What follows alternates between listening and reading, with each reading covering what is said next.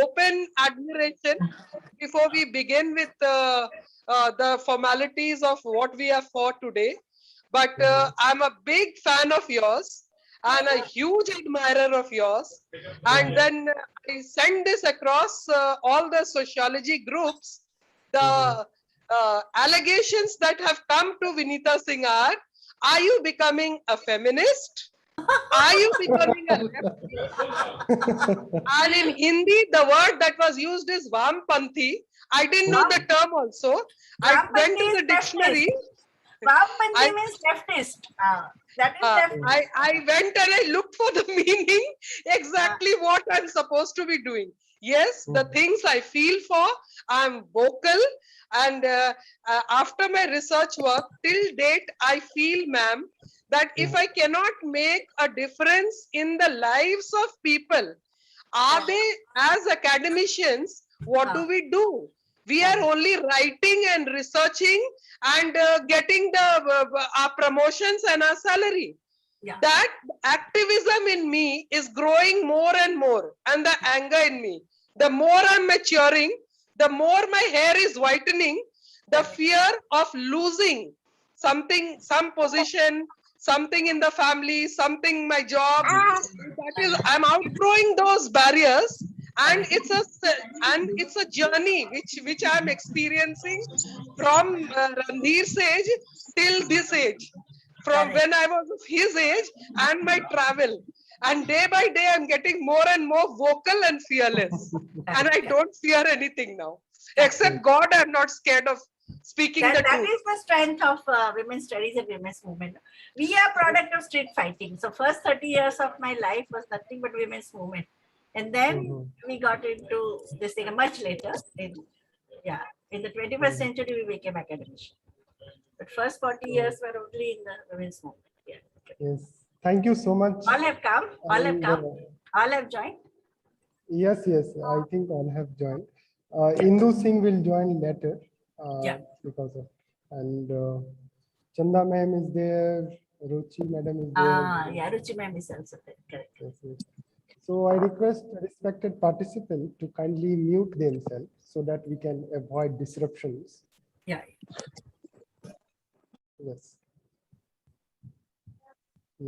So let's begin the session with a beautiful invocation of a song composed by one of my friends and sung by me. So let me share the screen. Just wait a minute.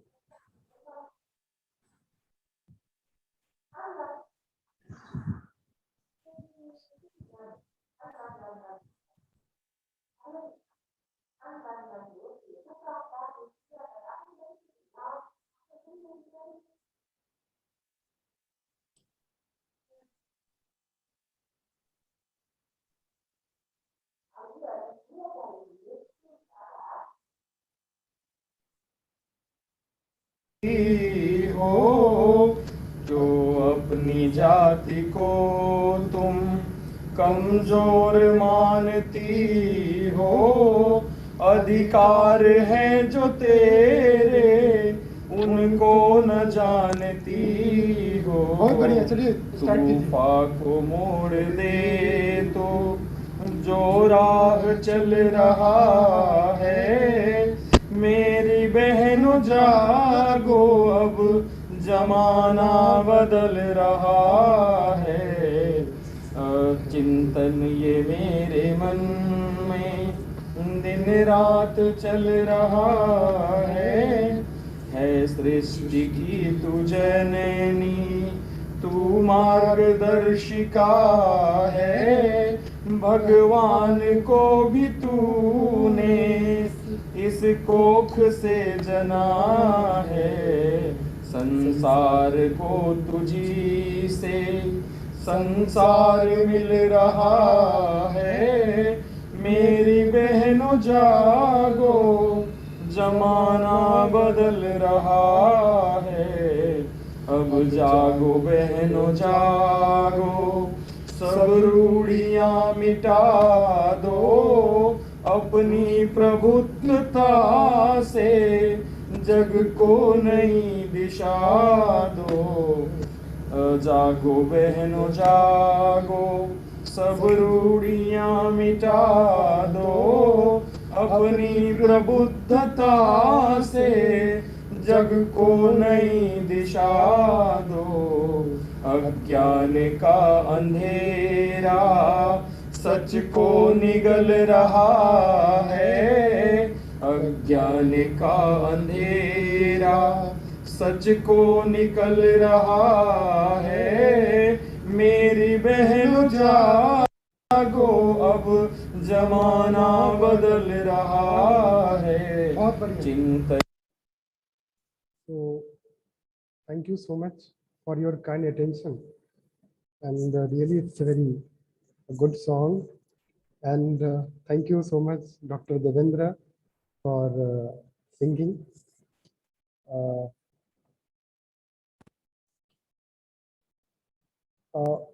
Dr. Suniti Madar, she also sent one audio for this webinar. So let me just share screen.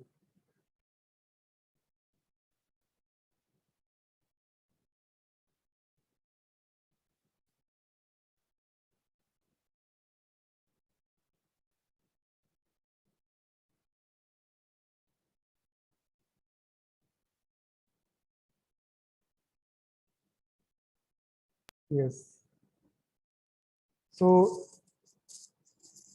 let me play audio of her voice.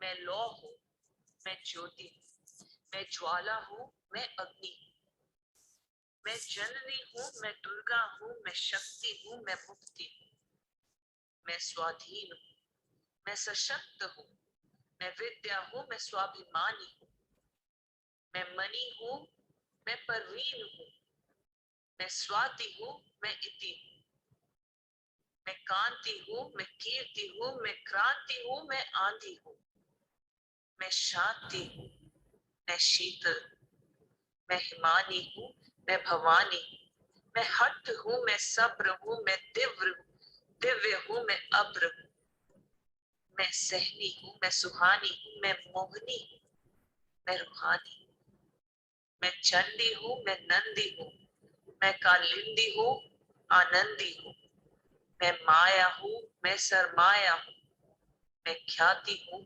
मैं सुनीति हूँ, मैं। Thank you so much for your kind attention, and thank you, Dr. Suniti Patel. She's a very famous Suniti Madan. I'm sorry.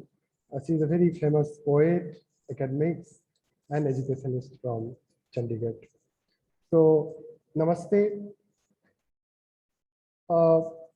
Thank you so much for joining us in this very beautiful evening.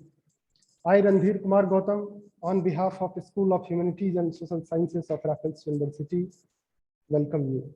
I also welcome you being a co-nurturer of Untitled Center for Asian Blossoming and Raise Global Foundation, USA.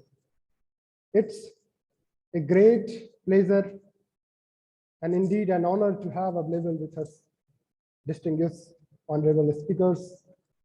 First, I would like to welcome guest of honor, Professor Vibhuti Patel. She does not need any introduction at all. She is from Tata School of Social Science, Mumbai. She is former professor at Center for Social Study, Social Exclusion, and she also chaired as a position of head of the Department of Economics, very famous revolutionary SNDP, Women's University, Mumbai. In this session, the chair will be session by Professor Vinita Singh, head of the Department of Sociology, Ranchi Women's College, Ranchi. We are also joined by Dr. Ruchi Goswami, Associate Professor of Journalism and founder and director of Dhwani, a social welfare unit. We will also joined by later Indu Sahu, Chairperson, Chetana Child and Welfare Society, Raipur, Chhattisgarh. I welcome Ms. Chanda Asani, Vice President, Himalayan TT College. I would like to extend my warm welcome to our Chief Patron, Honorable Justice Dr. Meena Vibhuti, former Chief Justice of Rajasthan High Court, and all the respected participants, viewers, listeners, and speakers. Thank you so much for joining. Silliman once said, while there is now a widespread understanding of NGOs should play an active role in enabling civil society, the definitions and functions remains contested. We live in a time where there is significant growing role of NGO in politics and society, but the understanding of NGO is very complex and contested. With the advent of deep globalizing process, there have become more internationalized and fall in the context of neoliberal practices. The consequences are manifested in terms of delimitation of key responsibilities of non-governmental organizations, including women's NGO in the area of poverty, education, and health. We know and we acknowledge the transformation of politics and the rise of NGOs have significant impact on society, be it feminist movement, transgender movement, LGBT rights movement, and environmental movement. Somewhere I read the achievement of NGO lies in revolutionary change, but in exploiting the range of opportunity created by incomplete transition.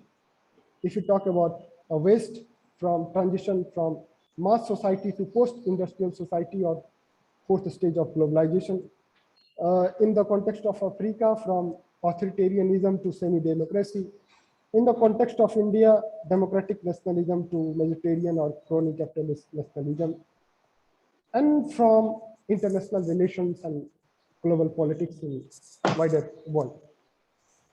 With this brief introduction, we are having multiplicity of perspective soon, because I have invited not only academics, but also activists, persons who dedicated their lives in NGO sector, like Indu Sahu, and also academics like Vinita Singh ma'am and Vibhuti Patel ma'am. So first I would like to invite Professor Vibhuti Patel to kindly give a brief context of today's session. Ma'am, over to you. You are muted, ma'am. Kindly unmute. Okay, thank you very much. Yes. Yeah. Yes. So thank you, Dr. Randhir Kumar Gautam, first of all, for inviting me to give this brief background on scope and opportunities for women in NGO sector in India, and also to share the podium with Professor Vinita Singh, Dr. Ruchi Goswami, Dr. Indu Sahu, Professor Chanda Asani, my co-traveler in women's movement for last 3 decades, and Chief Guest Madam Deepika Dave.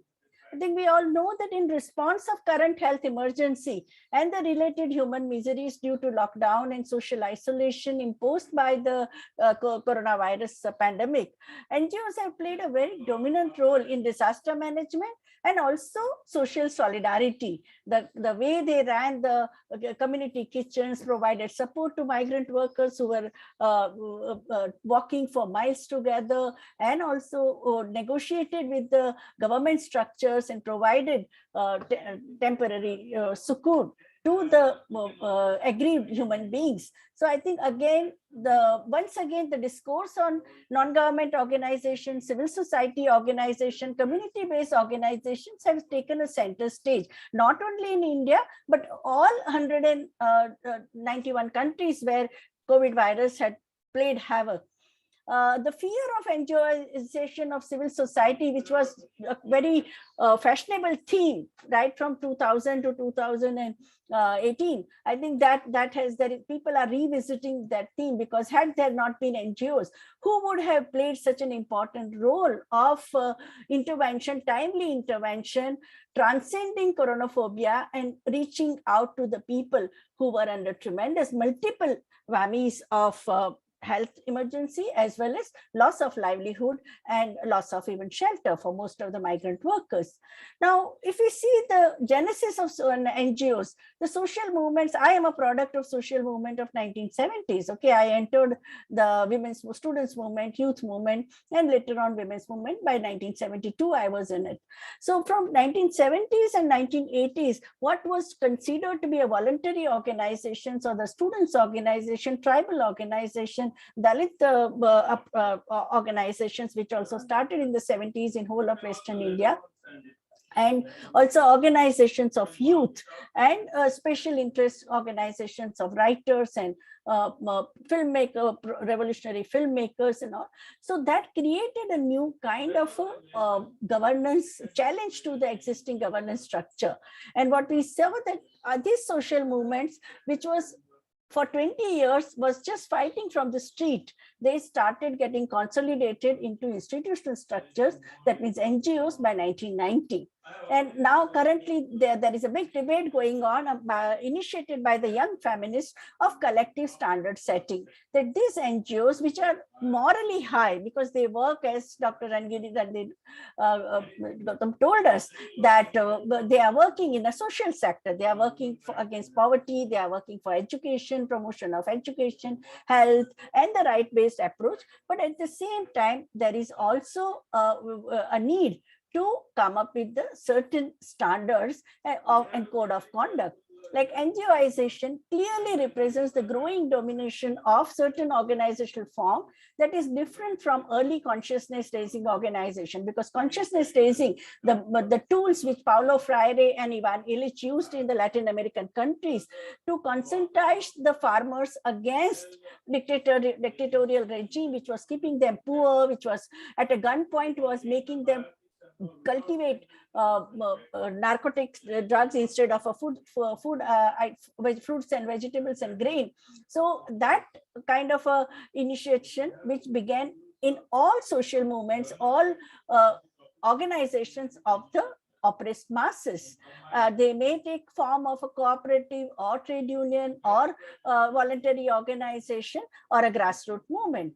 Now, the NGOs are different from the mass organizing in a sense that they have a legal standing, they have a legal locus standi. I remember when we were in the just umbrella organization like Forum Against Rape or any kind of a campaign organization, you operated from someone's house, you just come out with a leaflet, you come out with a statement, you organize demonstration rallies, but when the moment you talk of NGOization, you come under the ambit of the criminal justice system and also the legal structure of the country. So NGOization, the NGOization varies depending on what kind of resources they have, what level of operational, whether they are operating locally or at a state level, at a national level, like a Seva Bharat, or at a state level, we have Annapurna organizations like Annapurna, and also globally, we have so many global organizations like Oxfam, Novib, ActionAid, and even Seva has now become international, no? So this historical background of when the social movements of 70s and 80s started fragmenting and losing their mass base due to issue-based narrow struggles, formation of special interest groups and co-option of articulate urban English-knowing, professionally qualified activists and leaders of the people's movement, whether they were in the peasant movement, workers' movement, Dalit movement, youth movement, women's movement, tribal movement, into the power structures, when they were co-opted, NGOization process began. Initially, they were called non-party political formations and voluntary organization. If you read the writings of Professor Rajni Kothari, Professor D.L. Seth, all the publications brought out by Lokayan in English and Hindi during 80s and 90s, they called them non-party political formations. In course of time, they developed into legalized entities as registered societies or a public trust or a non-profit or pro-profit trust supported by local resources or corporate or state government and the state state and also foreign funding institutions. There was an understanding that this kind of organizations, they have to very high, they began with a high level of motivation. They were non-corrupt, they were free from nepotism and red tapeism. If you read even the official reports of by Planning Commission in the say 8th, 9th and 10th plan, everything, the solution to all problems of the developing countries was found to be NGOs. If NGOs take, and always it was a Bangladesh example was given, that whole parallel governance of Bangladesh, and Bangladesh could achieve those high human development targets mainly because of the NGOs, right from 1971, when the whole state structure was completely collapsed. During 80s and 90s, NGOs were applauded by the UN bodies as rooted in the local reality. They were full of idealism, a quote-unquote bottom-up approach, which NGOs they adopted, and also participatory decision-making. So many liberal and socialist thinkers also declared them as third force of social transformation. NGOs were declared as a third force, that you have a state, you have a civil society, and you have this third force called NGOs. So first two being government bodies and also political parties. So what we see that now what we see, the new awareness among the funding institutions about misutilization of funding by government agencies was a result of intense debate of corruption, leakage and misappropriation of funding in the Asian, Latin American and African countries during 50s to 80s. So 30 years, there were so many studies on corruption and leakage. In fact, the famous sentence of late Prime Minister Rajiv Gandhi, that if you target, if you allocate any fund for developmental agenda in Tamil Nadu, 15 paise out of 1 rupee, 85 paise would reach the people, targeted people, 15 would be eaten up. If you in rest of India, if you invest 1 rupee, 85% will be corruption, means it will be leakage, it will be eaten up on the way, and only 15 paise will reach the target group. So you can imagine the kind of, in the African countries and Latin American countries, massive documentation on corruption and misappropriation by the government bodies and by the governance structures were reported.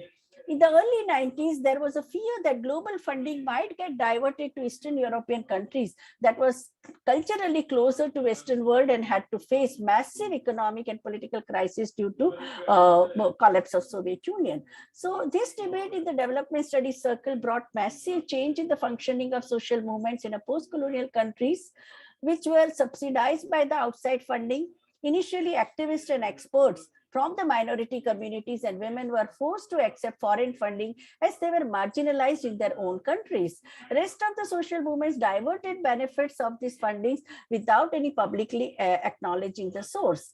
Structural adjustment program and stabilization policies, which India adopted in 1991, resulted into a massive reduction in state funding, social sector funding. Even the mainstream institutions and organizations started adopting zero budget policy, and they started turning they were the victim of zero budget policy of the state, and they had to compete for fund from the foreign institutions, foreign funding agencies. New dialogue with the funders based on mutual respect has helped to get rid of anxiety that the developing world would be left out by the aid agencies. Induction of highly qualified professionals from developing countries as consultants to screen the proposals for funding is supposed to have reduced wastage and vested interest. NGOization impacts women employees and women in the movement, women's organizations. They are operating at a local level in terms of expansion of their organization, upscaling of their work, but at the same time, loss of autonomy, erosion of agenda setting power, and prioritization of accountability towards donor. These are some of the mind-boggling issues. Some national level women's organizations have been able to manage process through strategically mobilizing resources and prioritizing own agenda and retaining their feminist character. At a wider level, NGOization process has led to a blurring of boundaries between gender and development agenda and feminist discourses. The blurring of boundaries created by the opportunities for raising women's rights issues at different level, but led perhaps to a generational shift in how younger women engage with the gender equity issue. And currently we see that on several issues, whether it is a Me Too movement or whether it is what kind of hierarchy you have in the organization, and how do you look at the LGBTQIA movement, how do you transgender friendly you are in your NGO. All these issues have been debated the very heated debates are currently happening in the Feminist India Yahoo group. NGOization has impacted structure, agenda, autonomy, agency, and accountability of different types of women's and feminist organization.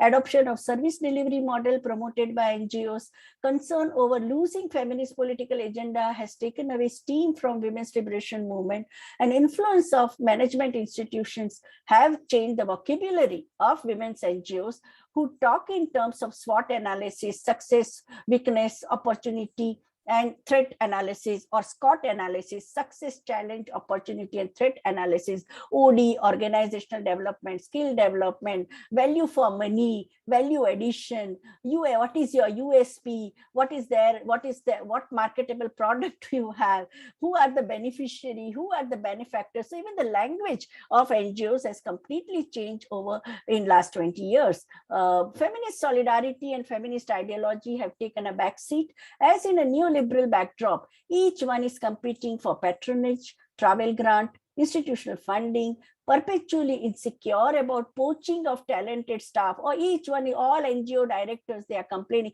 So these people are poaching, they have taken away the best people from us. Even the women's studies centers know that the directors of women's studies center, they say, we invested in these young women for 15, 20 years and they have been poached and they have been taken away. So diversion of funding, that is also another complaint.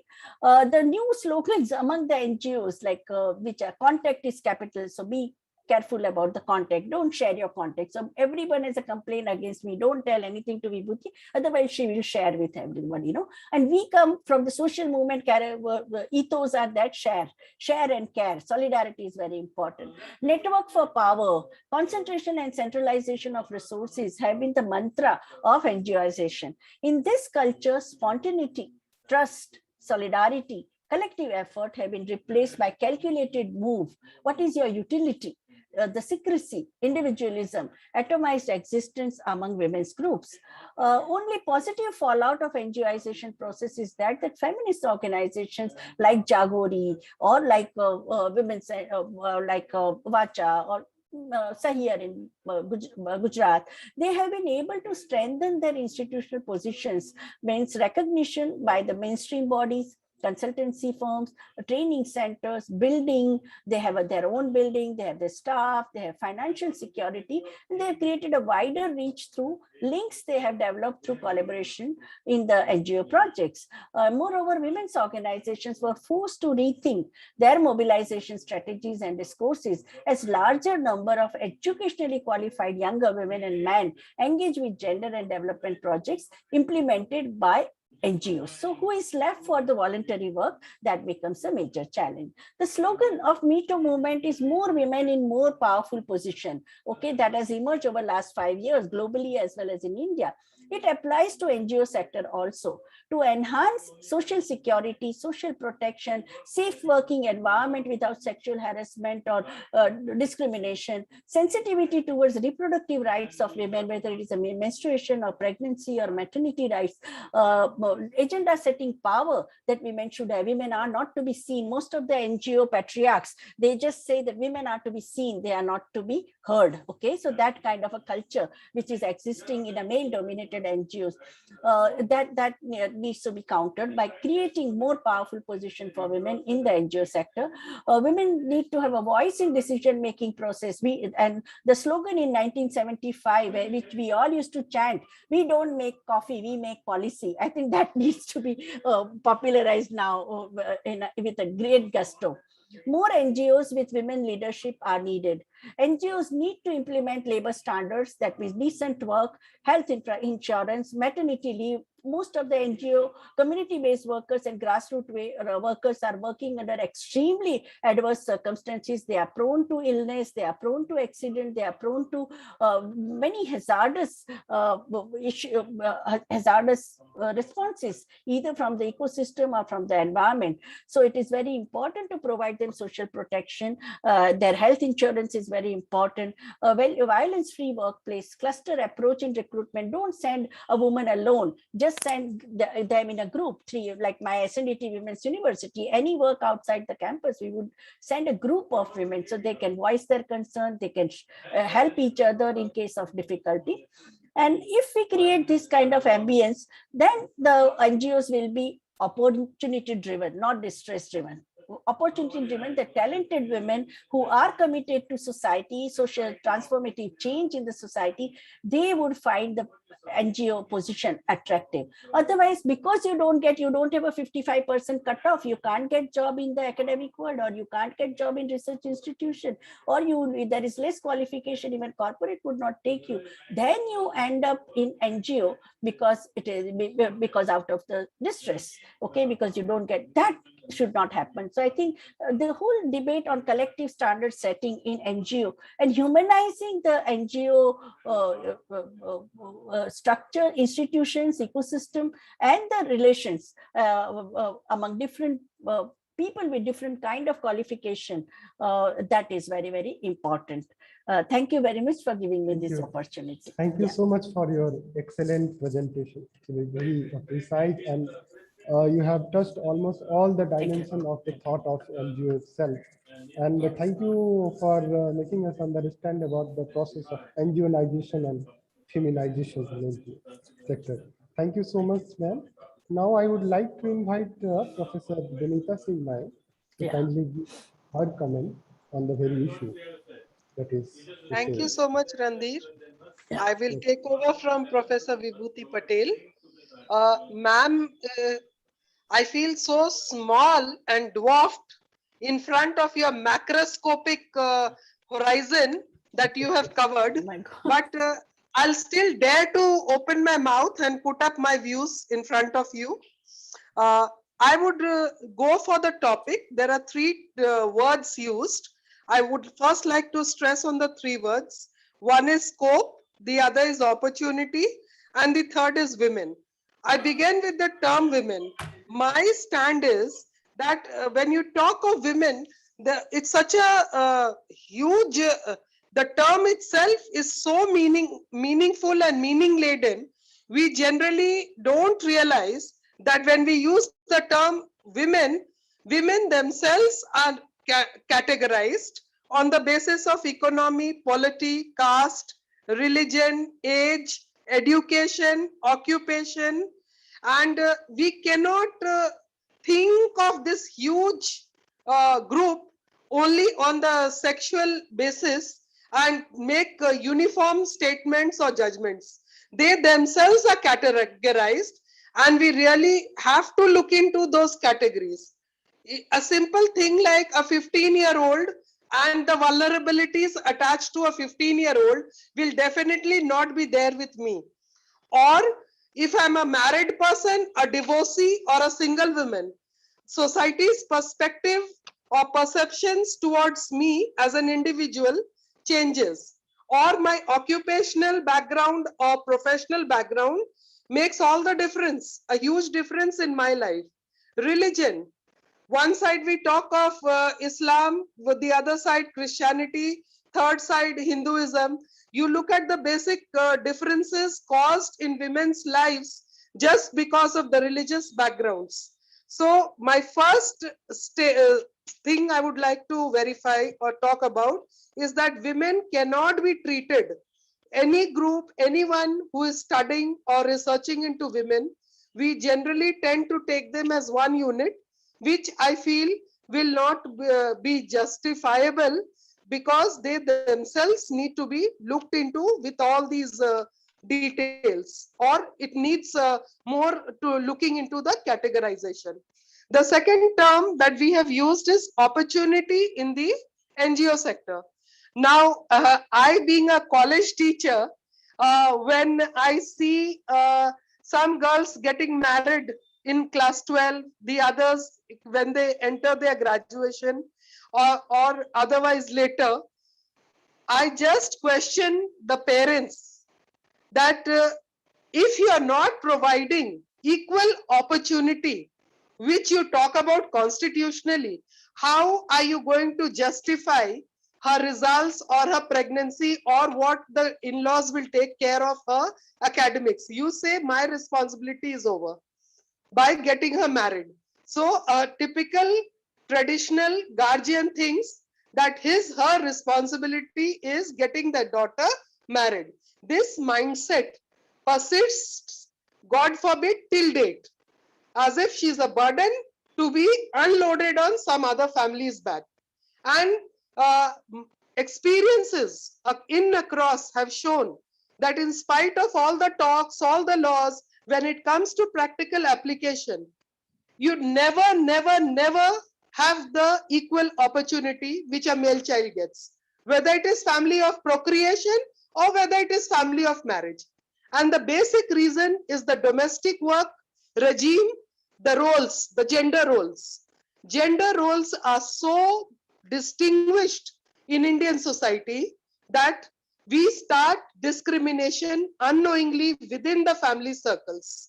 And it is here that I have to say that it does not, the opportunity does not filter down to the girls or to the women at the lower rungs, especially at the lower rungs, who are economically back or in the lower rungs. So opportunity is never the same. NGOs also realize this, that when we talk of opportunities, so same will apply for NGOs also, that all NGOs do not get equal opportunity also to flourish or go ahead or reach the state level or international branding level. They work with simple SHGs with small funds. Of course, the work there, I feel, is much more vibrant, though there is dearth of funds. But as ma'am said, the bonding, the Saheli, the term, or the woman-to-woman bonding, I feel, is much more genuine, much more pure than the huge NGOs where there is more of competition and more of insecurity, more of funding insecurity and other insecurities. And as ma'am said, that the feeling that they'll be poaching upon their people or trained personnel also. So opportunities are never the same. Same is the third term that has been used, the scope. Scope also, it depends. We have small entrepreneurs, very small timers with who take loans and begin.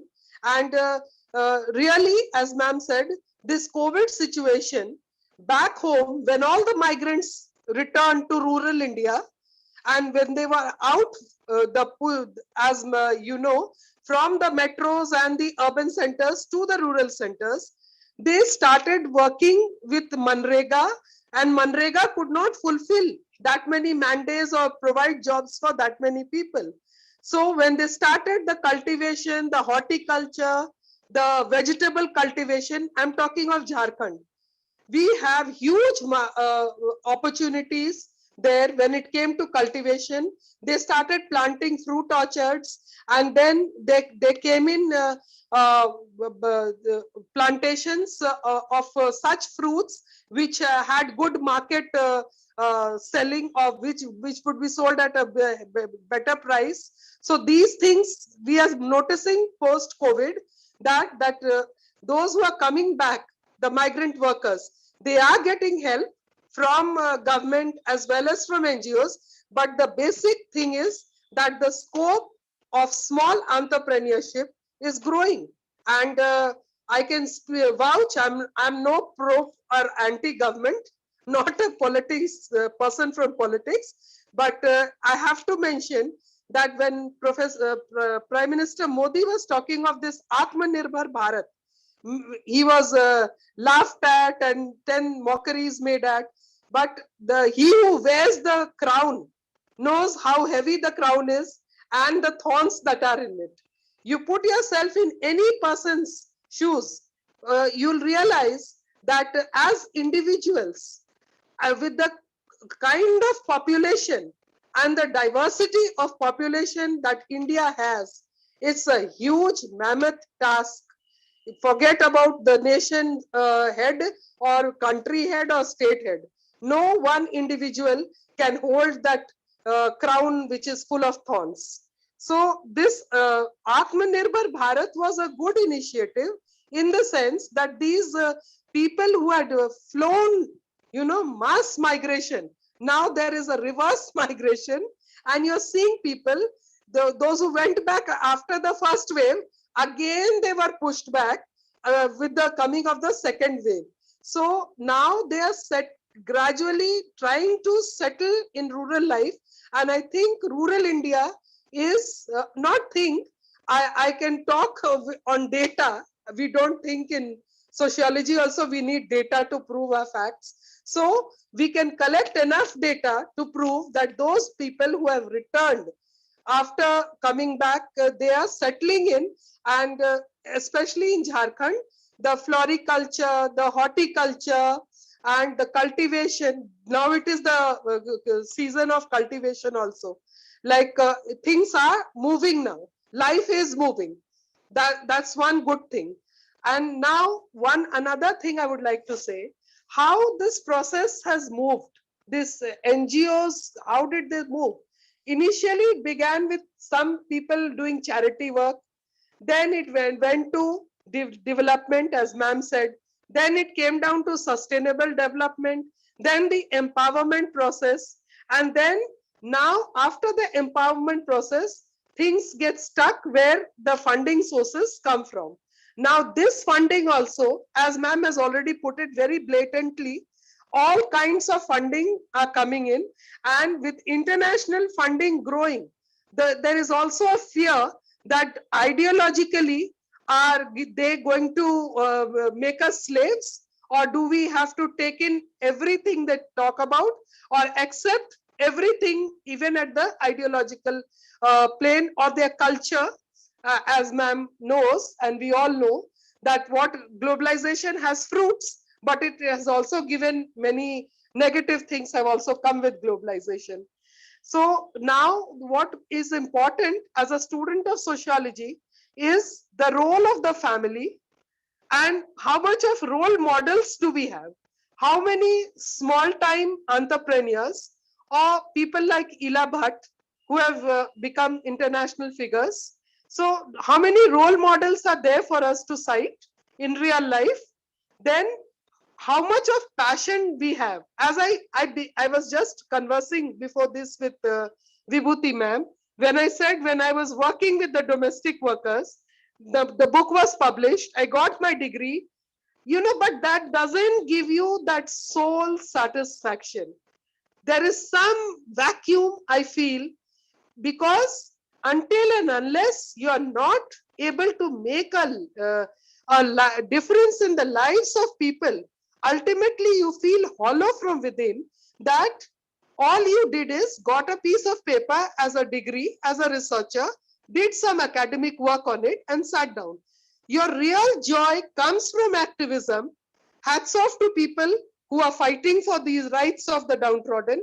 I really feel that if there is some way out, I can be out of this profession, which I'm not very comfortable with anymore because of the semester system where we are only taking exams, giving marks, and then evaluating copies. And then I feel that this is not the profession in which I want to be. I want to be fighting for the rights of those domestic workers for whom I can feel their pain. I want to make a difference in the lives of those people. So I think NGOs are the right people, activists are the right people who can voice their opinion, talk from right platforms and make a difference in the lives of those people. For us, they become objects of study.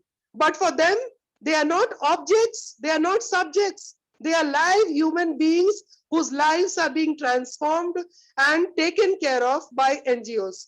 So from this platform itself, I would like to salute to all those people who are making difference in the lives of other people. And then the devotion and the education that you have, the passion that you have from within for a particular cause, that is what that keeps an NGO running or going. Now, another aspect which has disturbed me more than rather COVID, I have spent personally sleepless nights post being human, that's the NGO, post Bollywood, post the charitable trust. I learned a new term called Illuminati. I kept Googling what is Illuminati, and that has set me thinking after Sushant Singh Rajput's murder, I will call it. I have been sleepless that are these NGOs really ethical? Are they really carrying on good social work, or is it something they are doing in prostitution, in child trafficking, in the drug nexus? What is it? It has set my mind thinking, and I'm really, really worried as an individual. I won't even say being a teacher or a person in academics. As a citizen of the country, the dirt that is being unearthed, the media, is it really sold? Is the press sold? Or is the press divided? Or wrong things are coming out in print and other media, social media? This has really set me thinking. Now, another thing I would like to add is people are realizing, I mean, the whole country is realizing, and that is why even in the education policy, the new education policy has come up.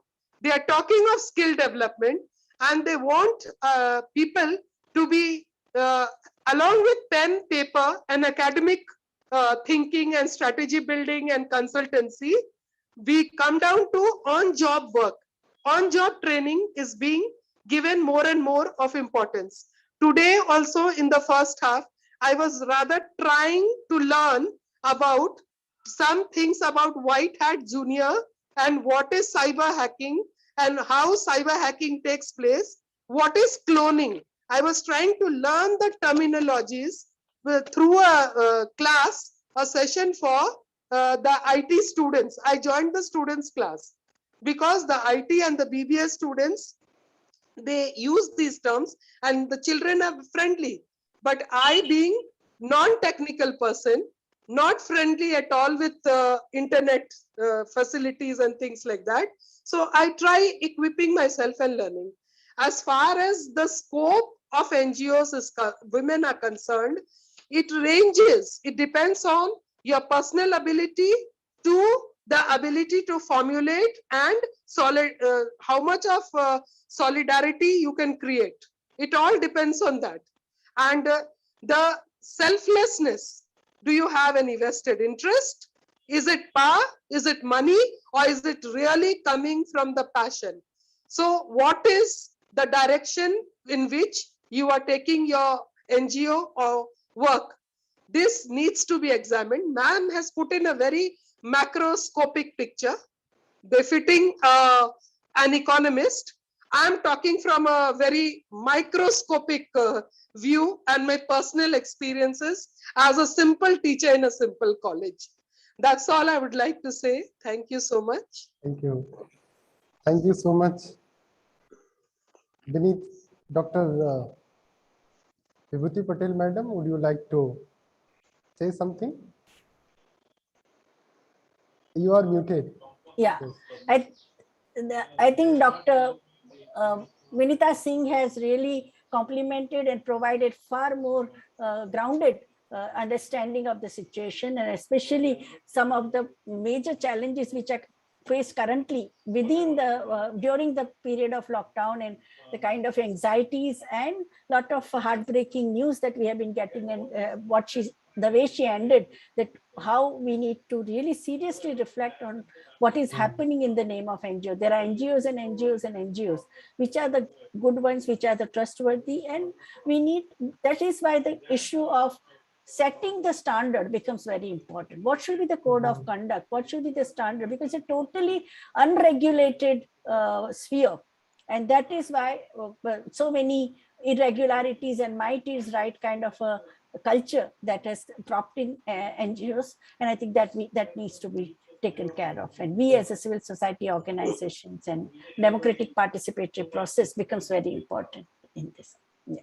Yes, yes. Thank you so much. Thank you, Dr. Vinita Singh, ma'am, for giving a very different perspective in order to understand the process of NGOization, with different connotation. So I request respected participants to kindly ask any questions or comment in the chat box itself, because Vibhuti Patel madam has to leave very soon, so she can respond in chat box itself. हमारे साथ एक और भी हमारी शख्सियत जो जुड़ी हैं, डॉक्टर रुचि गोस्वामी जी, और अभी हमारी डॉक्टर विनीता सिंह मैडम ने कहा, we need more activists in social transformation. So she is also nurturing a very small organization, but very creative organization called Dhwani, a social welfare unit. So now I would like to invite Dr. Ruchi Goswami to kindly share her view. आप हिंदी में भी बोल सकती हैं ma'am. नमस्कार आप सभी को। सर मेरी आवाज आप तक आप रही है सर? बिल्कुल बिल्कुल आ रही है। First of all, it's indeed a great honor to be with these big personalities, sir. I feel myself so small to just speak anything before these people. Vibhuti ma'am, Vinita ma'am, I actually do not know what to speak, but yes, thank you Randhir sir. A small effort in the field of social welfare. The name of my, I would not call it an NGO, it is a small social club. It is Dhwani. Dhwani is voice of all. Anybody can raise voice. किसी को कुछ कहना है तो वो कह सकते हैं, problems share कर सकते हैं. Chanda ma'am, I would just thank Chanda ma'am and my deep respect to Chanda ma'am. She is advisor of this social club. और उनकी गाइडेंस में हम लोग बहुत सारी एक्टिविटीज करते हैं. Not much we have done till now, lot to be done. Vibhuti ma'am ने जितनी बात की, विनीता मैम आपने बात की कि we need good NGOs and we need good activists, I think.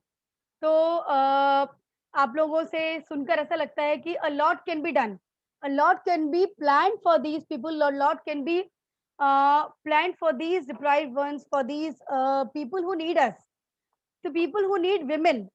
For a small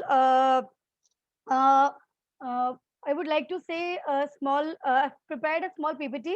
I'd like to share a small journey and my points in the field of social welfare, what can be done and what we are actually doing. And I need your support, your guidance, or what better we can do. Ma'am, please, Vibhuti ma'am, Vinita ma'am, please, you can better guide us. I'll share my PPT. Yes, ma'am.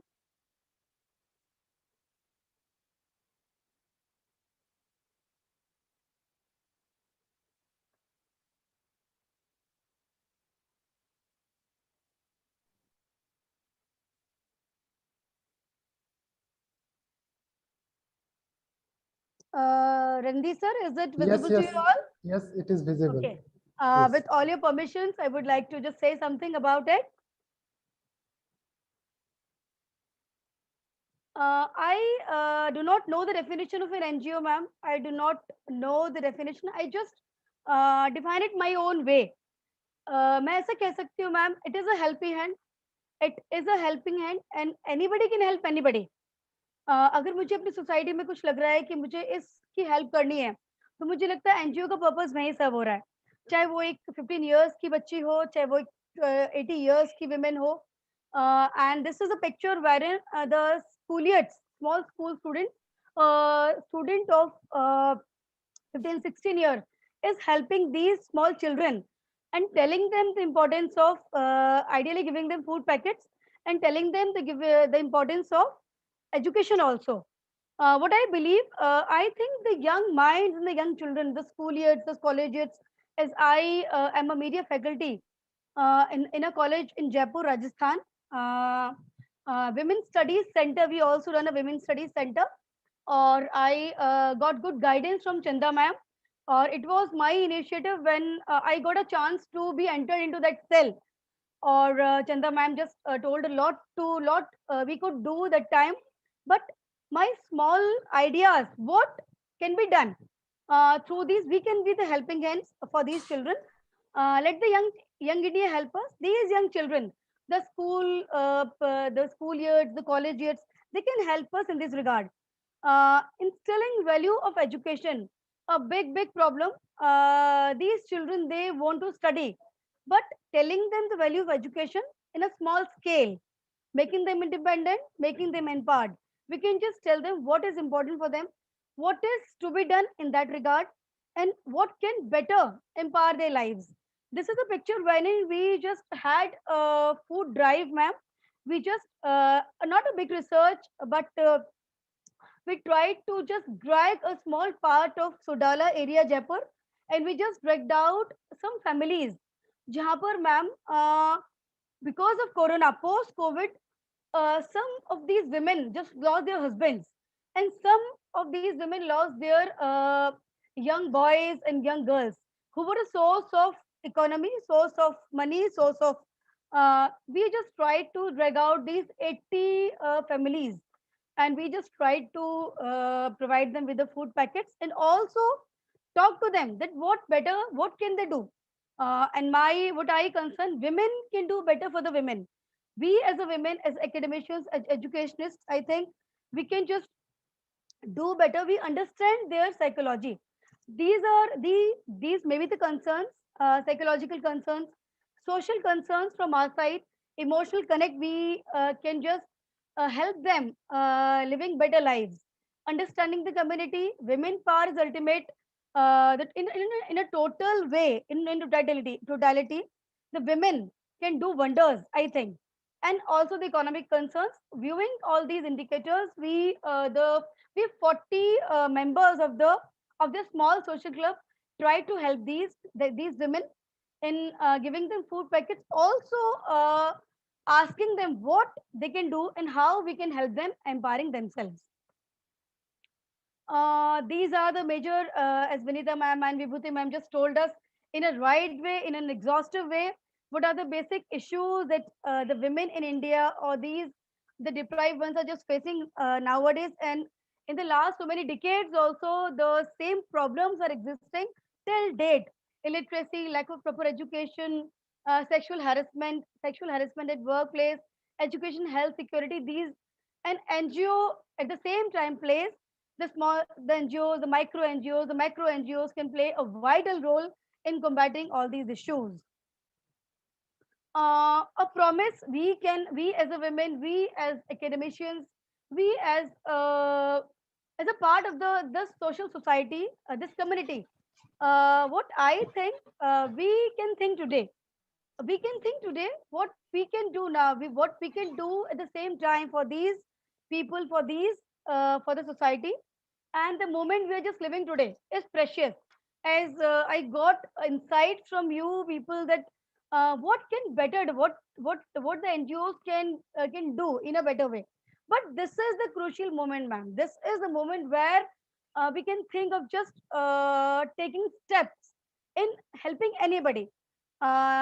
We can see the environment where we are living. Suppose we are living in the area, in a small area, we need to observe our environment, the geographical area we are living. We need to observe the surroundings, find the issues around. Maybe the illiteracy issue, maybe the health issues, maybe the post-COVID issues, maybe the innumerable issues. Research becomes an important as we belong to the sociology thing. I am the media faculty, and you people are just working since years in this regard. The research we can do in this regard. What kind of stakeholder, what kind of women we can cater, what kind of group we can help, and we can talk to these individually. We can talk to these in groups, but sympathy word, I do not understand, ma'am. Sympathy word. I want these to be empowered. I need these women to be empowered on various grounds, and we can help them for empowering. Uh, the definition of needy, I think this is not an easy task to just speak out. We can empower these. This is a picture of old man. हमने इनको ma'am हमने इनको money collect करके इनको ये rickshaw हमने second hand rickshaw इनको दिया था and this man is just is now he is earning something out of this. So just a small trial, a small effort in the field, how we can just help these small people who need our help. He did not take money. He just denied to take money. But we the women, we 40, 50, 60 women collected money, and we just helped him, helping with rickshaw and the food packet also. Dhwani is my social club, ma'am. We are just trying to touch upon these areas: education, health, security, empowerment, disaster, social justice. Also, women, we have had some police officer from Jaipur, DYSP, Sunita Meena ji. She is working, she is just running a big campaign, Nirbhaya campaign. Also, the young guys from our group and in my college also help help her to help her in this Nirbhaya squad. And also we এখানে it is a panel discussion ওদের আছে okay ma'am, okay. Equality, equity, it is needed. It is need of the hour. Then all these issues are being dealt by the eminent speakers as well in the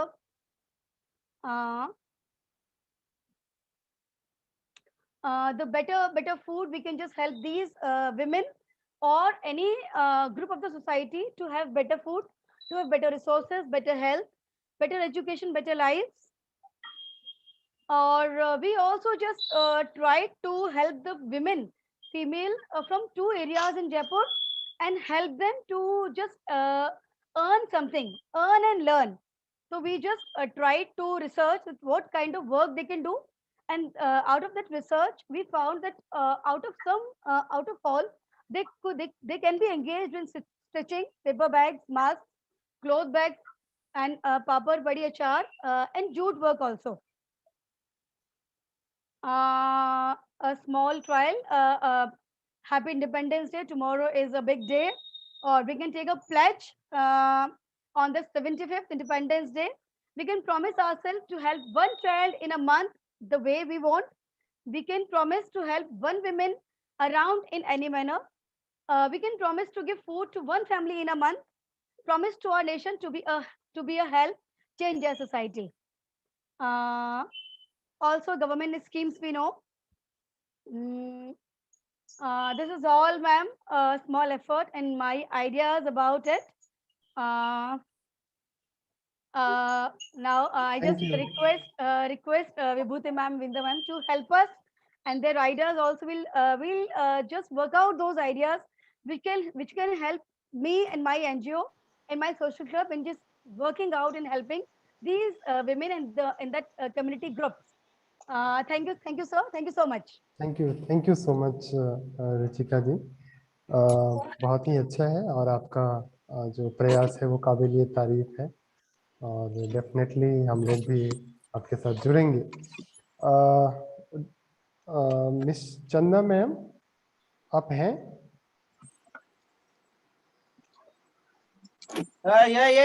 yes, नमस्कार. मैं आप ही को invite करने वाला था, तो आपका स्वागत है. आई नो थोड़ा सा आपका नेटवर्क प्रॉब्लम है, बट आप ऑडियो के साथ भी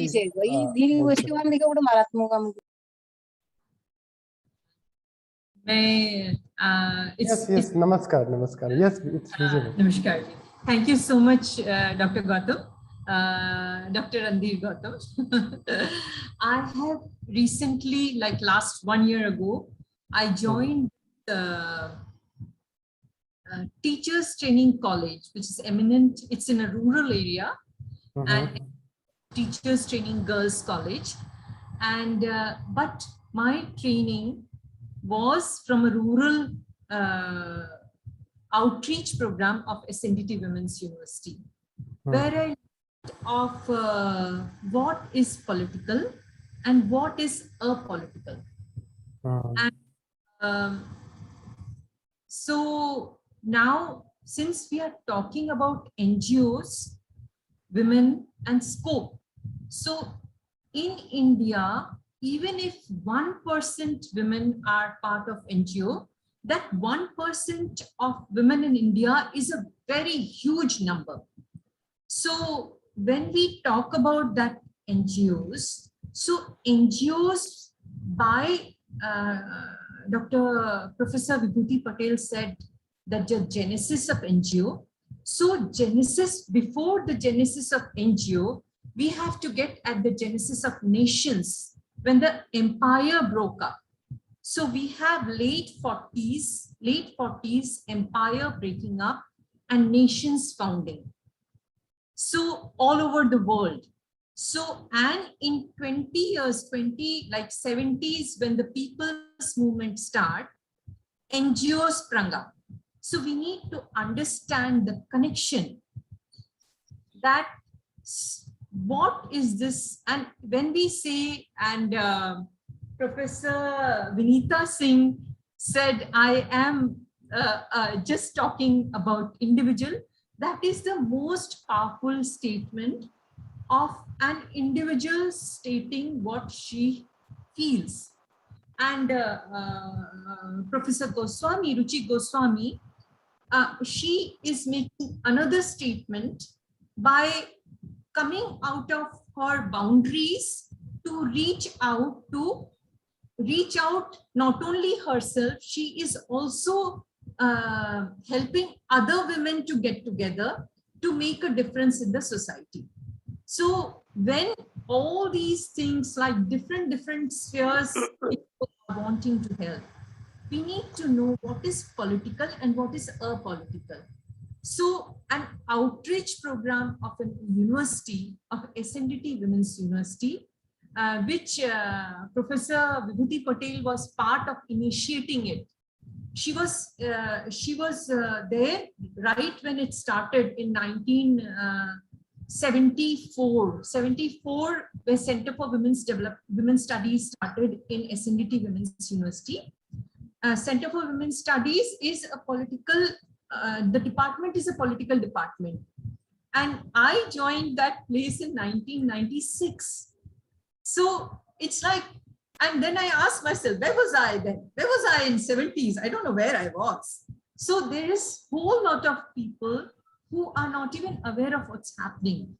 So what is covered in media and what understanding we get, unless we connect all these issues of making of nations and making of NGOs. So why the questioning is, when questioning human beings are co-opted. So initially nations are formed when people question in this empire that what are they doing under control of this one entity, one empire entity, and why do we want to break out of it and form nations? And when the nations were formed in 20-25 years time, in late 70s, people's movement started, and women were definitely very much part of it. So when women also, then a whole lot of money was dumped and the NGOs sprung up.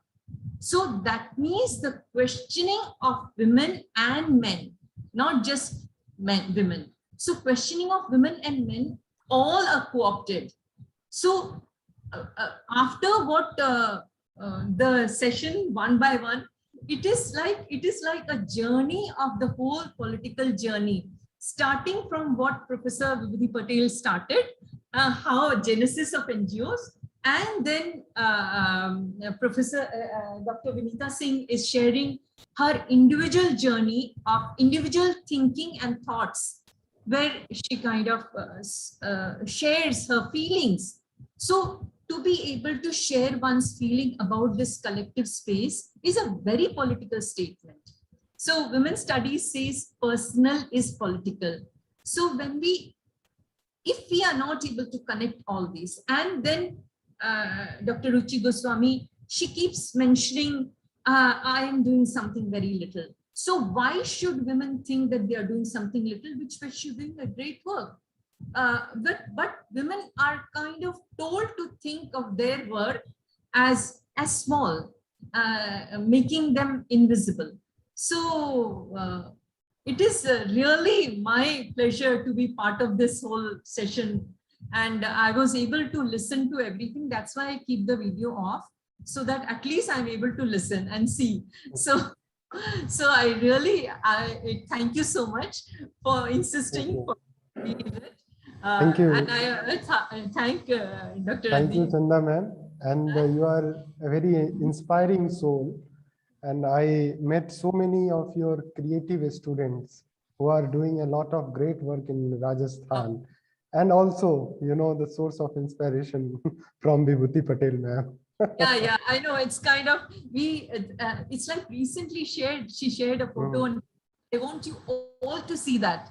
It is I am technologically very challenged. She shared, she's cutting stencils for the rape which happened from the beginning. It was the beginning of women's movement. And 1979. Yes. And she has 2 plants, and she's so beautiful. Like, Oh my God. she still is. And I have heard Singh also. Ruchi, you to know that Professor Patel sings very beautifully. And when she come once to Udvada, I was so I don't know whether she remembers that. I was so mesmerized by her singing. And there's a Gujarati song, something like that. Yeah. So it is. So this NGOs are not accountable by per se, by nature. They are apolitical, accountable to the people they are working for. They are accountable only to the funders. So Professor Patel has brought out all the drawbacks of it very well. I don't need to repeat them. So, but if some NGOs are doing good work, it is only because the individual, as Dr. Vinita Singh says, the individuals are concerned about people. So then only they can make a difference. Those NGOs where people are concerned, they make a difference. So I think I take leave now. Thank you so much for thank you so much. Being here. Thank you so much. I think I have one more. Indu, ma'am, have you joined? I think she is taking some time. So now I would like to invite respected participant to ask any questions to respective. I can see Dr. Arvinder Ansari ma'am has also joined.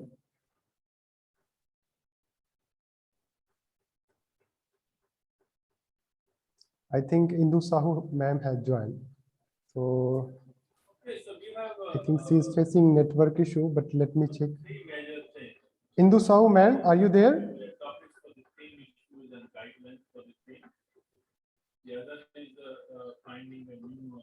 Indu Sahu madam, are you there? Kindly unmute yourself.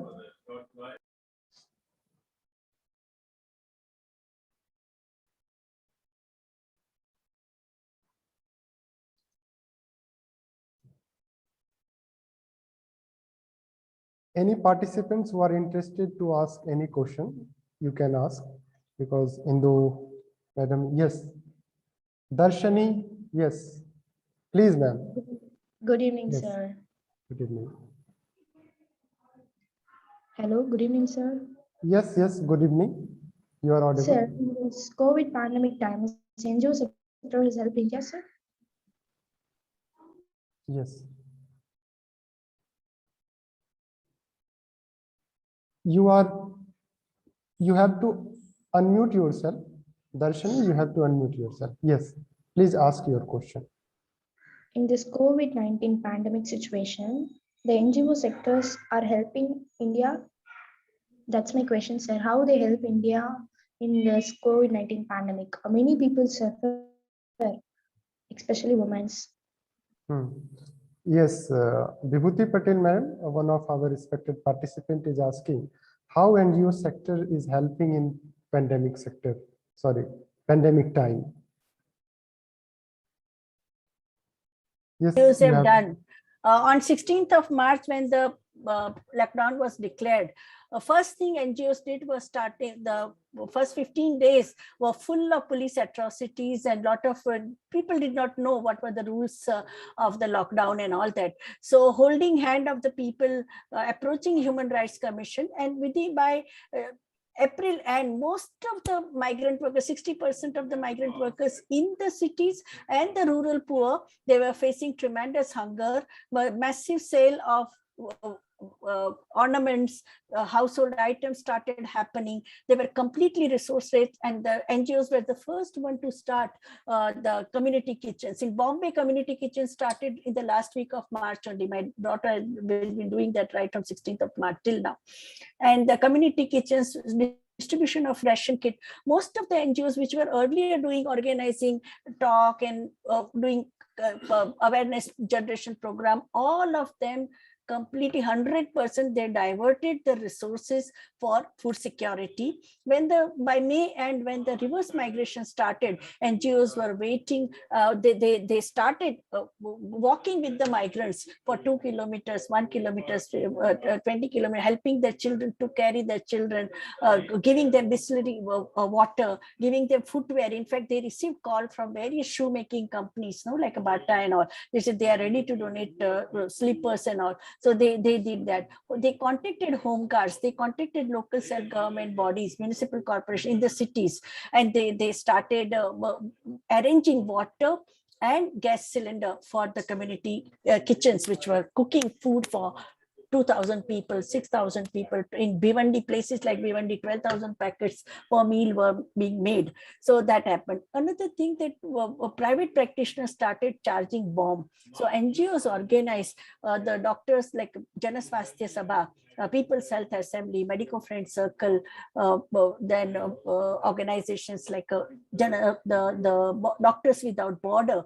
The volunteer doctors, they started making health camp, because you know that even to move under the lockdown, even to move from one place to other place, you needed so many certificates. Even the migrant workers who wanted to go back, and the Shramik Express had started, they needed 18 types of papers. So helping them with the paperwork, everything was happening digitally. So contacting district commissioner, contacting local municipal corporator, contacting officers, all that they did, and also help them get the medical certificate. In city like Mumbai, just to get 3 lines written, okay, you are eligible, you don't have COVID, you are eligible to travel back.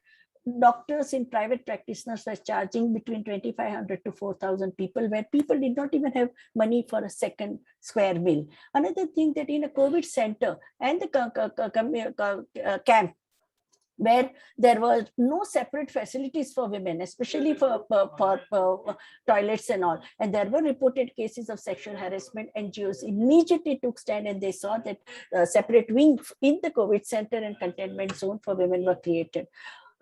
Sanitary pads were not declared as essential item, and it was in the context of massive water shortage in the urban slums, because it was the month of March, April, May. There is a tremendous water shortage otherwise also, and the COVID directive also demanded you have to wash your hands again and again. So they saw to it that they contacted the municipal commissioners, and even later on, the nationally also Ministry of Women and Child Development was contacted that please see to it that sanitary pads are distributed freely, and later on Government of India started distributing free this thing, and that distribution was also done by the NGOs. For example, 1 lakh sanitary pads were dumped in TISS with one social worker, and she contacted all the NGOs for the distribution of sanitary pads. Another thing was that special needs of the people with the comorbidities who did not, with corona, they also had diabetes, tuberculosis, cancer,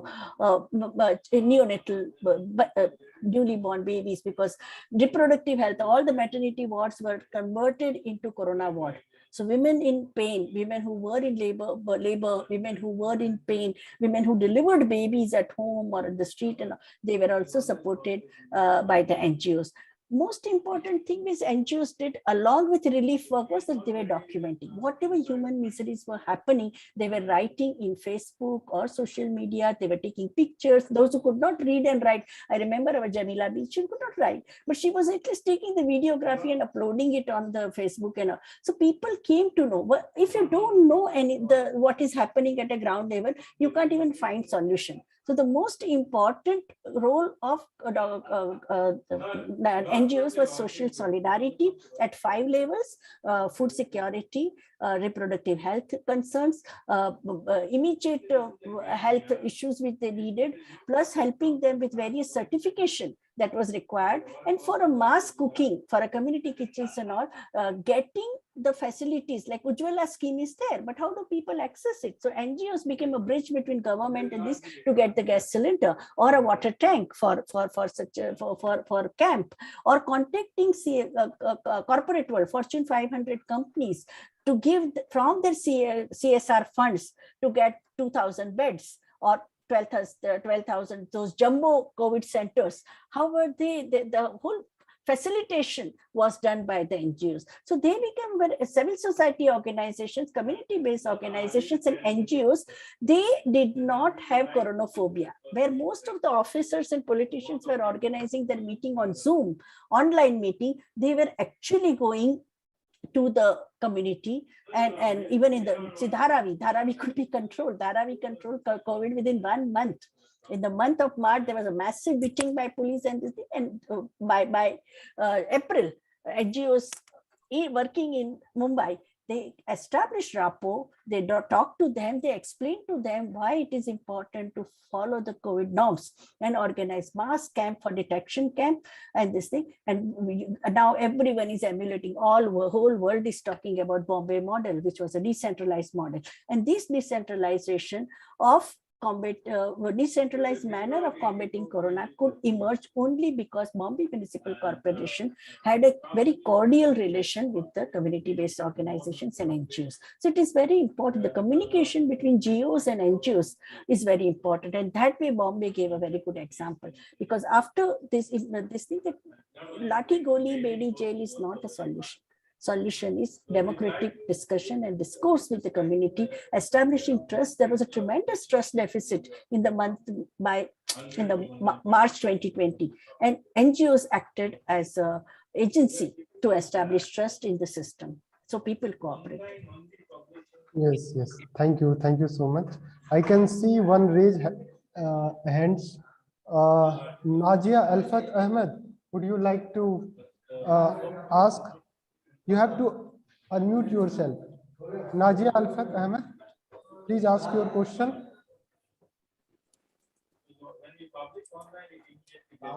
Yes, Najia Alfat Ahmed, please ask your question. Okay, he is taking some time. I can see one question on the Facebook. One participant is asking how NGO can face challenges by the state, like anti-democratic and authoritarian measures. Yeah. So I think most important thing is solidarity. Very important that if you are isolated, then it is very easy to cow you down. But once you have a solidarity, others stand up. For example, when question of violation of democratic rights in rural and urban area happened, it was NHRC was approached. So many public interest litigations were filed in the high courts and Supreme Courts by NGOs demanding some proper regulation, proper democratic way of functioning, sticking to the International Covenant of Human Rights, UDHR and all. That demand was made by NGO. In response to that, National Human Rights Commission appointed 21-member committee from various civil society organizations, those who are working on housing rights, those who are working on water rights, those who are working on health rights, health as a right, food security. They were inducted by NHRC and they were asked that you give us the document, what is happening at a ground level because of the fear, psychosis, and everyone was full of fear. Even policemen were full of fear. So many policemen have lost their lives. So many teachers have lost their, most of the school teachers had to do the distribution of ration. That was the part of their duty. And we know that in one state alone, there were more than 3,000 teachers have died. In Bombay also, hundreds of pro-policemen. So out of fear, psychosis, the kind of undemocratic behavior was happening. So that countering that could happen because of the efforts of NGO and also the press, reaching out to the press, giving every day they were giving press releases. They were calling meeting, constantly they were calling meeting with the elected representatives, with the ward officers, with the central government, ministry. So all the social media portals they were using, and wherever it was possible, face-to-face meetings were not possible, but wherever it was possible, they were also organizing meeting, observing the COVID norms. So that was a very important way of dealing, democratizing it and using social media very sensitively and projecting. I remember the volunteers, they would not sleep before writing their field diary. The way we researchers do, we were told never to sleep without whatever has happened during the day, everything they were writing on Facebook and putting up pictures and videos on Instagram and Twitter.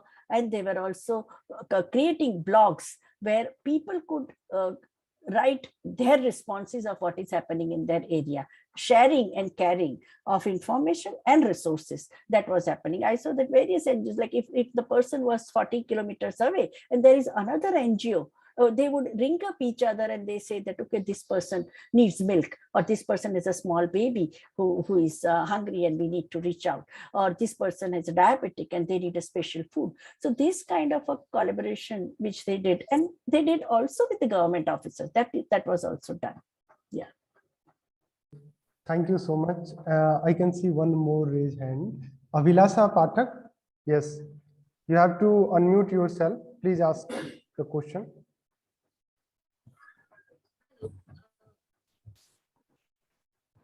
Yes, please. Am I audible, sir? Yes, you are audible. Yeah. So my question to the panelists is that there are many frontline healthcare workers that are working under the program ICDS. There are many ashas and Anganwadi workers, and also there are other sahayikas also. They are recruited by the government and they are provided the work in the rural areas only. But I've seen in the recent times that last year, when there was a COVID situation, the frontline workers were working very hard in the field, and they were going door-to-door surveys they were doing. And, they were working very strenuously and putting all their efforts to collect the data of those who were affected by COVID. Even this year also, they have done major surveys in the villages to, chalk out who are the orphans who have been, severely affected by the COVID and they have lost their parents. But the major issue that they are facing, that I have also interviewed some of them, was that they were not being provided the exact honorarium that they should be given. So what efforts can be done from our side and also from the government to increase their payments, and so that the thing that they are doing, the work they are doing is very hard, and some of them even have been affected by COVID, and some of them have been some fever or have been very severely affected. So what can be done? Thank you. You know? Yes, thank you. And I would like to ask this question to Vinita Singh ma'am, because her work is domestic worker is very significant. So please, Vinita ma'am. I would like to state a fact to you. We cannot go in for categorization here, because it's not only ICDS workers alone who are having this economic problem. The entire nation, thousands have lost lives, thousands are struggling for a living. Many people in the corporate sector have been downsized. My own child is a highly qualified orthopedic surgeon, and no corporate hospital was willing to take an extra surgeon. They said we cannot pay to the surgeons who already exist. So highly qualified people also lost their jobs, were sitting down at home. That's why I said Atmanirbhar Bharat. So when you look at something beta macroscopically, if you take a macroscopic view, yes, my sympathies, I empathize with your empathy for the workers who are frontline workers, who are working there. They should get more honorarium. But you have to look at the general scene. There's utter chaos. Not only them, even the doctors were suffering. The nurses in the COVID wards have also lost life. The ward boys have lost life. The ambulance drivers have lost lives. And there is no looking back at the trauma that people have suffered. Everybody, every sector of society. So here I feel personally is that you cannot take ICDS workers alone as the lone sufferers post-COVID. Regarding remuneration, well, as an individual or as an NGO, you can write to the authorities to increase their salary, which is near to impossible. My state is running with contractual teachers from the last 3 years. I'm the lone faculty in the department from the last 29 years. The intake is because of the gross enrollment ratio, the intake of students is going on increasing. We are running in 2 shifts, and digitalization has solved the problem. You can have a Google Meet or a Teachment app which takes in 1,000 students. You go in for Telegram and teach 1,000 students. You're not required. Even a technical person can do it, can do the work of a teacher. So things are changing very fast. So yes, we can sympathize, we can have empathy, but ICDS workers are not the only ones who have been suffering. It's entire society, every walk of life, you see people suffering all around. That's what I have to say. So Thank you, very perfect. From a macroscopic view. Yes, thank you. And very sociological view also, to think beyond the immediate context. No, but also there is an argument that pandemic profiteer, currently G20 countries, they agreed that they will charge 15% extra corporate tax because those who have made a massive profit, billions of dollars who have made, no? So it is not only a question of resources, but Anganwadi workers and Asha workers, they have to be paid. They are government employees. At least give them state minimum wage. What they are asking for, the minimum wage which any worker, every state gives, that much they should be given. You can't call them volunteer. They are the worker, they are the employee. And the right of social security and social protection that they need, they don't even are given mask or gloves. They are working, they are the one who are the most exposed to the COVID virus, no? But still they don't even have the preliminary equipments, the personal protection equipment that they are not given. It is a question of political will. I don't think it's a question of resources. It is, because they are not asking for a bomb, or they are not asking for, they are asking state minimum wages and to be considered as worker and health insurance, which is, I think, very justifiable for the kind of work. Thank you, ma'am. One of our, I request respected participant to kindly be with us for 10 minutes, because one of our respected speaker has just joined. So Indu Sahu, ma'am, would you like to, you have to complete within 5 minutes. So you can share your experience being a woman working in NGO sector, particularly in tribal area, Chhattisgarh. Indu Sahu, madam, please. Yes, good evening, everyone, and thank you, Randhir. I'm sorry I was not able to, join you on time as I was traveling. So, as informed, the topic was scope and opportunity for women in NGO sector. So, what I would like to say is like I have been in this sector since last 16, 17 years. In fact, I worked with an NGO also for a couple of years. So you can say around 20 years. The scope is definitely there to work, but the challenges are there as in other sectors also. Same is with the NGO sector also. The reason is variably, the reasons are different in different regions and different class of society. At places like in small places, you don't have the proper resource persons which you need to run the organization, or they don't have the proper qualification which they need to run an organization.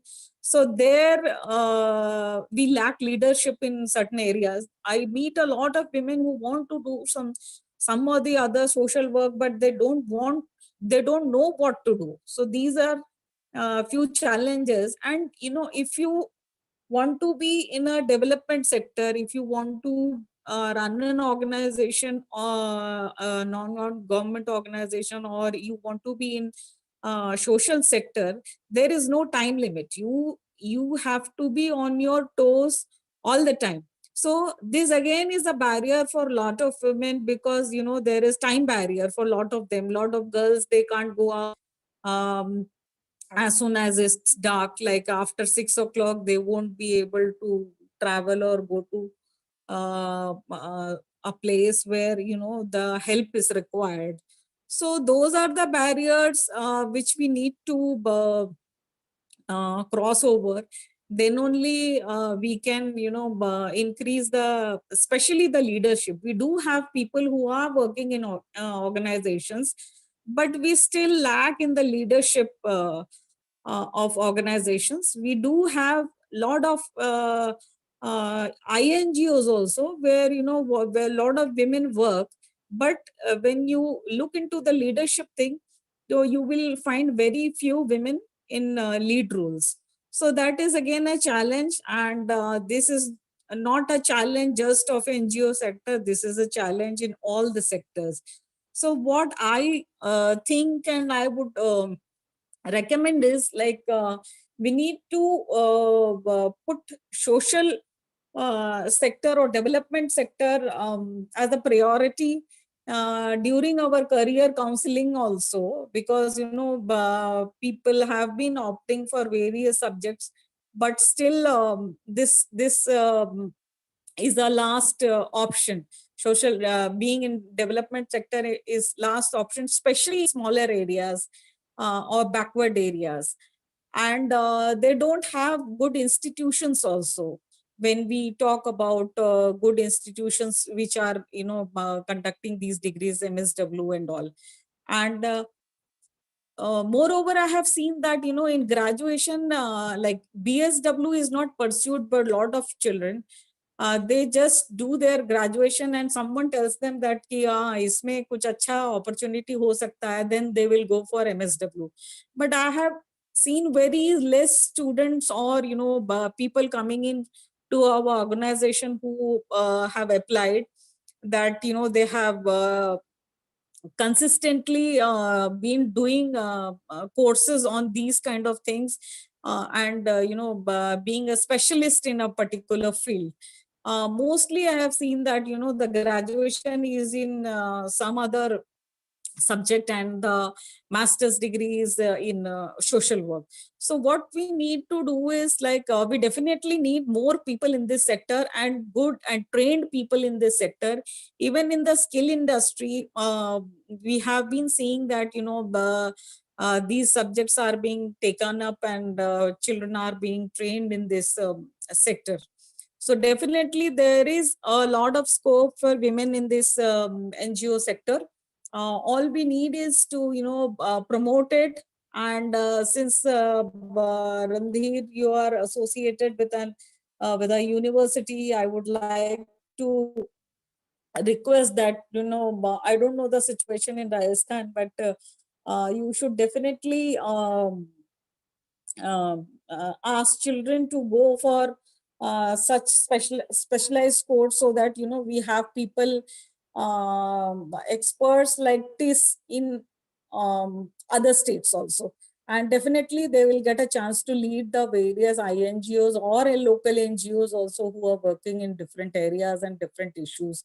We really lack children or people who are expertise in, you know, dealing with a particular issue. If you speak that if you want to have a resource person who is, you know, skilled in finding out the women issues or children issues, you will find very less people, at least in my state. So we need to have specialized people, and definitely they'll find their place in this sector. Thank you. So thank you so much. Thank you so much. So we are running out of the time. Now I would like to invite Miniti Pradhan for reciting a poem.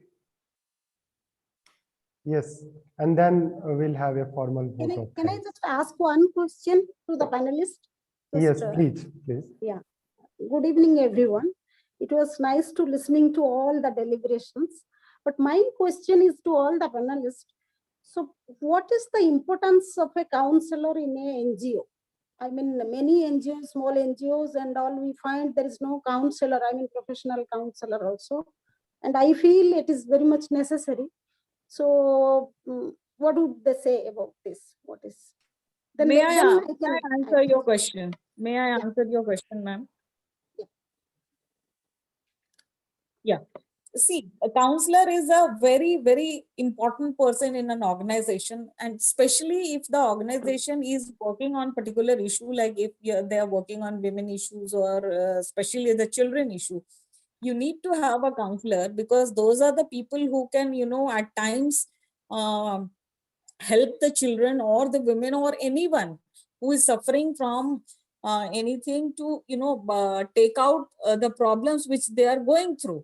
So all organizations, it should be mandatory to have a counselor, and we do have counselors in all our projects which we are running. Be it a skill program, be it a health program, be it a program based on child health or women issues. A counselor is a must for an organization to deal with the people.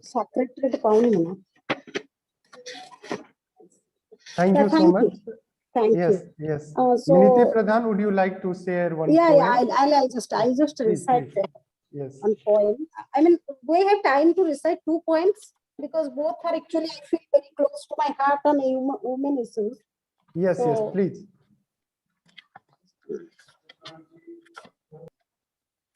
So actually, in many of my essays and I mean stories and the poetries, I use women issue as a subject. So this one I have written on Devdasis.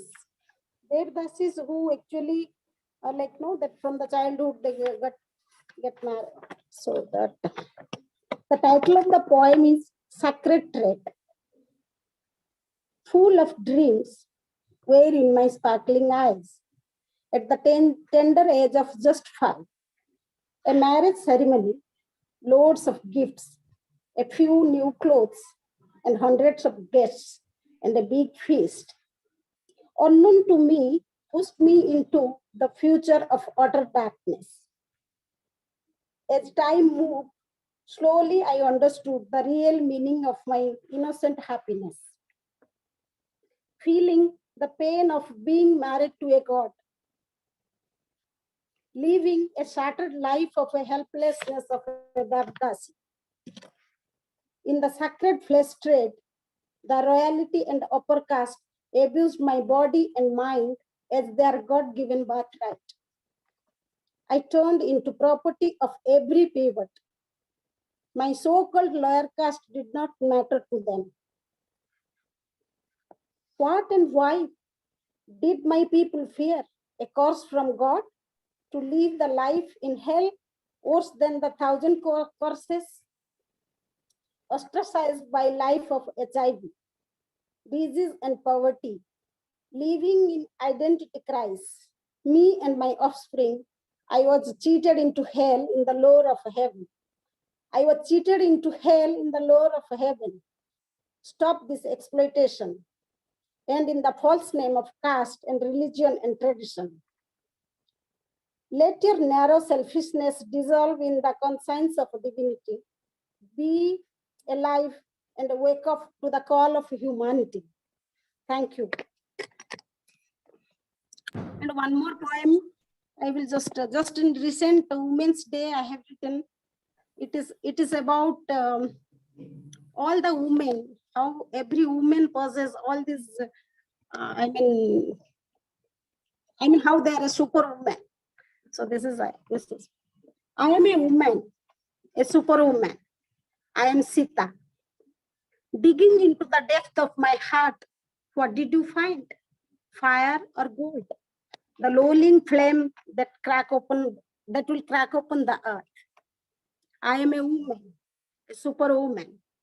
I am Ahalya. Did you think I was dumb? A mere stone? True. I have been silent for ages. My wait for freedom, I'm not mere a symbol of patience. I am a woman, a superwoman. I am Draupadi. How loud did you laugh that day at the cruelty of my undressing? Out of naked helplessness came the determination to eradicate the lineage. Every knock and corner of the palace. I am a woman, a superwoman. I am Surpanakha. I am not afraid of being disfigured. Slashing of my nose and ears of my desire. I am not greedy as you are for money and lost in the shadow of lust. I am a woman, a superwoman. I am Kali. Blazing fires in my eyes, I will burn, I will annihilate. The demons, the injustice from the ages. I am a woman, a superwoman. Lives in every woman. To destroy my existence, you tried 100 times, but I will rise from the ashes and touch the sky. Thank you, and thank you so for much. the opportunity. Beautiful, beautiful. Excellent. Thank you. Thank you. And Miniti Pradhan is our co-nurturer of Viswanidhan Center for Asian Blossoming. Thank you. And we are organizing a talk every Sunday, and she has so many poems, creative poems. Thank you so much. And art. Thank you for your also, generosity of praise for me. We need a significant, presentation of art also, because art deals with greater transformation in society. So we have limited time, so now I would like to invite Dr. Devendra Kumar Tiwari to kindly share his view or give a formal vote of thanks. So Dr. Tiwari, over to you. Sir, thank you for giving me this opportunity, and it's my honor and privilege to express my greetings to everybody on the board and off the board. And as you have asked me to deliver this vote of thanks, sir, first of all, I would like to express my heartfelt gratitude to each one on the board from bottom of my heart. On behalf of Raffles University, Neemrana, Raise Global Foundation, Viswanidhan Center for Asian Blossoming, and Chetana Foundation, for the resource persons who have been a source of inspiration and motivation for this session. And in order to extend the vote of thanks, first of all, I would like to express my deep-felt gratitude to our guest of honor of today's session, Professor Vibhuti Patel ji, for being a source of motivation and for the excellent talk on the decided topic. We have been very obliged to you, ma'am, for your benign presence and encouraging us by your benign thoughts. Thank you, ma'am, once again. Next, I would like to express my deep-felt gratitude to Professor Vinita Singh, HOD Sociology, Ranchi Women's College, Ranchi, for her wonderful talk on the topic. Ma'am, thank you once again for your benign presence. Next, I would like to express my deep-felt thank to Dr. Ruchi Goswami. Ma'am is founder and director of Dhwani, a social welfare unit. Ma'am, your talk was also very inspiring and full of information. And I hope and I'm very sure that the audience will be benefited by your talk. In the series of our distinguished speaker, how can I forget to mention the contribution of Indu Sahu ji for her motivation and kind presentation on the given topic. Ma'am is chairperson of Chetana Child and Welfare Society Raipur. In the series of expressing my deep-felt gratitude, I would also like to put on record the discussant like Professor Chanda Asani, Professor IIS deemed to be University Jaipur. And in the series of expressing my gratitude and conveying my vote of thanks, I would like to express my sincere thanks to Deepika Dave, the CEO of Raise Global Foundation, for being the source of motivation and inspiration. I am also thankful to the chairperson of Raffles University, Dr. Revered Justice Meena V. Gombar ma'am, for being the source of motivation. Next, I'm also putting on record the name of Honorable Vice Chancellor of Raffles University, Professor Diwakar Goli, for giving us freedom to organize such kind of activities. And from bottom of my heart, I would like to express and extend my vote of thanks to Minati Pradhanji for her beautiful poem, and definitely an active participant in all the series of discussions. Last but not the least, I would like to express my deep-felt gratitude to all the participants from all over the world for their active participation and maintaining the decorum of the event. And finally, before I conclude, I would like to express my deep thanks to Professor Randhir Kumar Gautam, who is convener of this event, and for organizing and executing it successfully. I am thankful to you, sir. And lastly, I say thanks to each one of you from bottom of my heart. Have a nice time. Thank you. Bye. Thank you.